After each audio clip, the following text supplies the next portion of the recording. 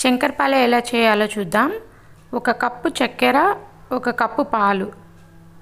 పాలలో చక్కెర వేసుకొని బాగా కరగనివ్వాలి. పూర్తిగా కరిగిపోయాక దానిని వడపోసుకోవాలి.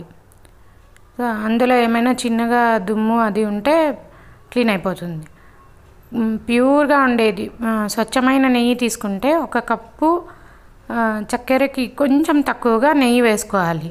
ఈ పాలలో నెయ్యి వేసుకొని బాగా కలిపేసి తర్వాత మైదాపిండి తగినంత మైదాపిండి వేసి బాగా కలుపుకోవాలి. అది చపాతీ పిండిలాగా అవుతుంది. చపాతీ పిండిని మామూలుగా చపాతీలు రుద్దుకున్నలాగా చేసి ఏ ఆకారాలు కావాలో ఆ ఆకారాల్లో కట్ చేసి పక్కన పెట్టుకోవాలి. దాన్ని బాగా నూనె వేడెక్కిన తర్వాత కొంచెం మీడియం ఫ్లేమ్లో వేయించుకోవాలి.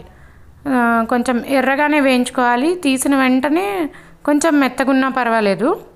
తర్వాత గట్టి పడతాయి, అప్పుడు క్రిస్పీగా అవుతాయి. అప్పుడు చాలా టేస్టీగా ఉంటాయి. మామూలుగా అయితే దీనికి చక్రంతో ఉన్న స్పూన్లు వస్తాయి, దాంతో ఈ ఆకారాల్లోనే చేస్తారు శంకరపాలె. ఇక్కడ నా దగ్గర ఆల్రెడీ మౌల్డ్స్ ఉన్నాయి కాబట్టి నేను హాట్